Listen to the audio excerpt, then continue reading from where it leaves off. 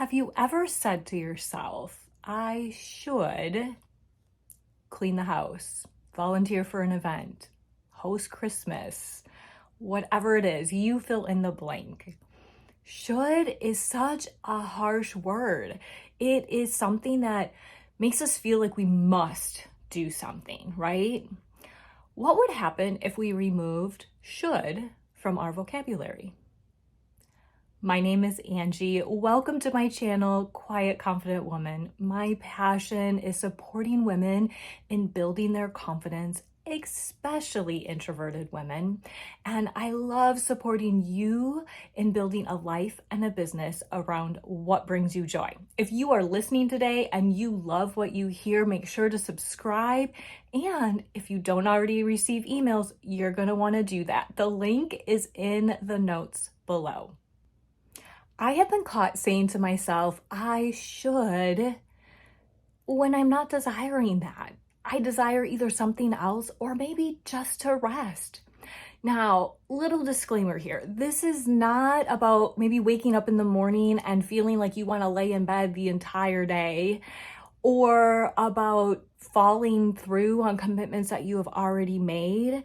That's allowing your feelings to control you. That's not what this is about. This is about standing up for yourself and what you need and listening to your body and following through with what it needs and not letting others control you.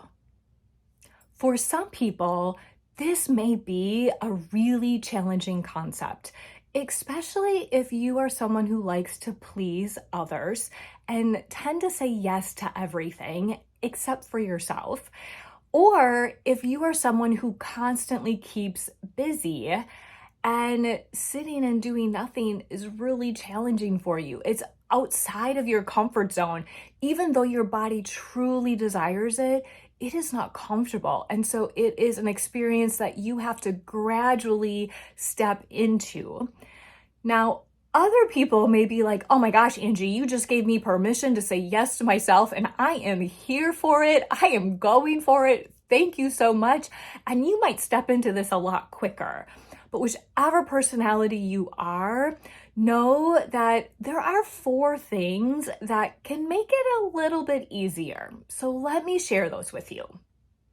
The first step is to realize that you are shoulding on yourself. Now, you may not even know that you do this. And so in order to catch it, you may have to enroll a friend or a coworker and just say, you know what? If you catch me saying I should do X, Y, and Z, can you just point it out to me? I'm just trying something a little bit different. And have them tell you when you say those things. And then just make note of it, how frequently it happens, when you say it, maybe what you're saying it about, maybe there's a pattern there, and kind of go from there. But that first step is just to realize that you are saying that. The second step is to reframe it. Can you say something other than I should? Maybe if you have a load of laundry that needs to go in, you can say, instead of I should do that load of laundry, you can say, my next step is to pop a load of laundry in the washing machine. Or if you are volunteering for something tomorrow evening, and instead of saying, I should volunteer, it's the right thing to do, you could say, I get to support those animals, those people in blessing them in some way, whatever your volunteer opportunity has to do with. So reframe that a little bit. When you say, I should do another load of laundry, it just sounds negative and If you say, my next best step, is to pop in a load of laundry, I'm going to do that. And then go back to what you were doing before. The third step is to take a moment to think about and process that thing that you just said, I should. So if you were given an opportunity or asked to do something, instead of responding right away, take a moment. There are very few things in this life that requires a snap decision. So just take a moment to process it and see what you are truly feeling about that. And then the fourth step is to make a decision.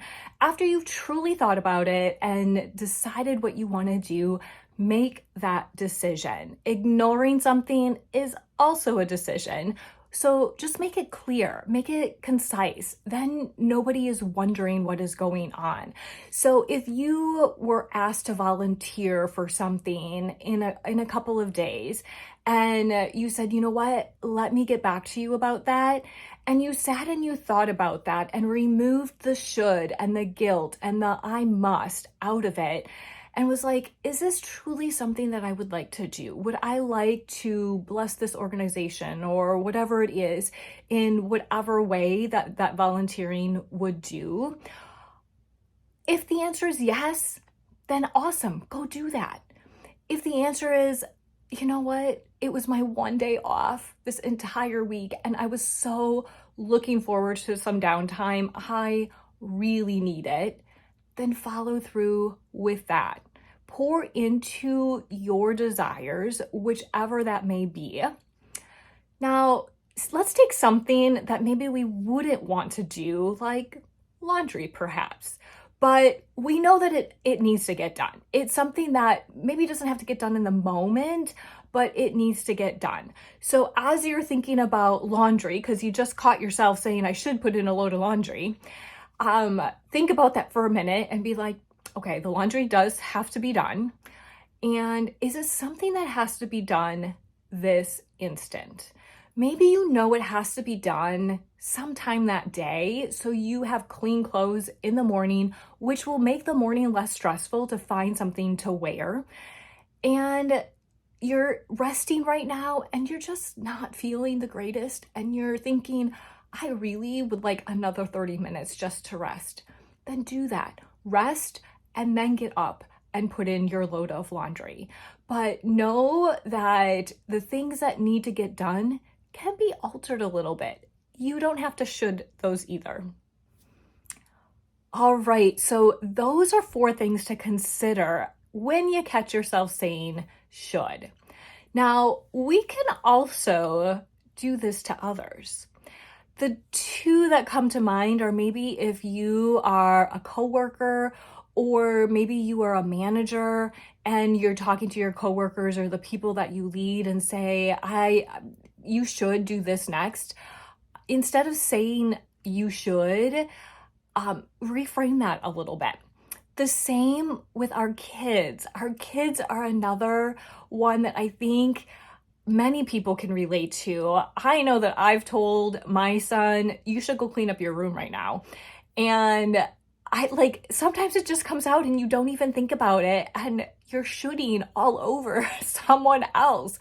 So maybe to think about what they're feeling when you say that to them can allow you just to soften that a little bit. So we talked about should already being kind of a harsh word. Like you kind of get that feeling like there's no other option. It has to get done. And then we can put up a lot of walls and defenses.